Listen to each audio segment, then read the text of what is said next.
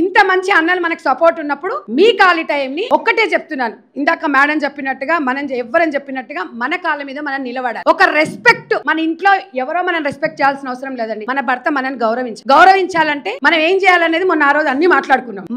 మన బ్లౌజును మనం స్టిచ్ చేసుకొని నిజంగా కూడా కొనుక్కొచ్చిన బిర్యానీ కన్నా మనం ఇంట్లో వేసుకొని తిన్న బిర్యానీకి మంచిగా ఉంటుందా ఉండదో చెప్పండి. మరి మనం కుట్టుకున్న బ్లౌజు అన్న ఈ రోజు టైలరింగ్ స్టార్ట్ చేస్తుండు. మనము సర్టిఫికెట్ల ప్రోగ్రామ్ రోజు మేమందరం అన్న జాకెట్లు కుట్టుకొని వేసుకొని టైలరింగ్ నేర్చుకుంటారన్న, ఇది మేము మీకు హామీ ఇస్తున్నామన్నా. ఓకేనా? మరి రెడీగా ఉన్నారు కదా? ఒక్క బ్లౌజ్ కాస్ట్ వచ్చేసి 3 నుంచి 500 అన్న. మరి ఒక ఫ్యామిలీలో వాళ్ళ అత్తమ్మ ఉంటది, వాళ్ళ పిల్లలు ఉంటారు.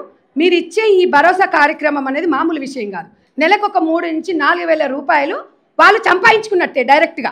అంటే వాళ్ళు ఎక్కడో పోయి ఏదో కాకుండా వాళ్ళ భర్తకు వాళ్ళు సహకరించినట్టుగానే ఉంటుంది. ఇందాక మీరు చెప్పారు సార్, స్కిల్ డెవలప్మెంట్ ప్రోగ్రామ్ లో మాకు సిఎస్ఆర్ ఫండ్ ఇచ్చే అవకాశం 80G ఉంది, మాకు 12A ఉంది.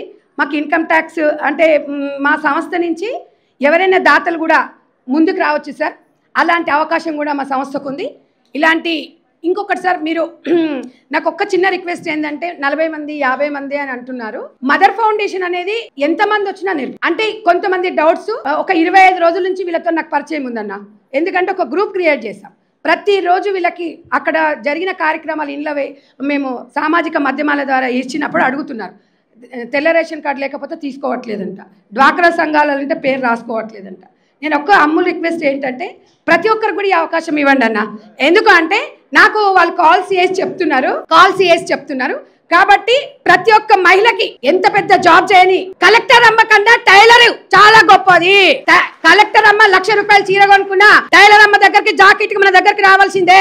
అవునా కావాలా చెప్పండి? కాబట్టి మనమే ఇవాళ ఎంతో మంది కలెక్టర్లను చేసింది తల్లి. ఒక్క కుట్టు మిషన్ వస్తే బజార్లో కుట్టు మిషన్ పెట్టుకొని మన ఆత్మగౌరవం కాపాడుకుంటూ మన పిల్లలని పోషించుకుంటే, ఇందాక నా సోదరి చెప్పింది, ఆ సోదరిలో ఎంతో బాధ అనిపించింది. అన్న ఒక్కటే అన్న, ఒంటరి మహిళ అంటే భర్త చనిపోయిన వాళ్ళే కాదన్న, భర్తలున్నా కూడా ఒంటరి జీవితాలు గడిపే వాళ్ళు ఉన్నారు. వారికే ఈ భరోసాగా మనం నాదెండ్ల మనోహర్ అన్నని మనం వదలొద్దు. ఇంకా తెనాలి నియోజకవర్గం సస్యశ్యామలం చేద్దాము.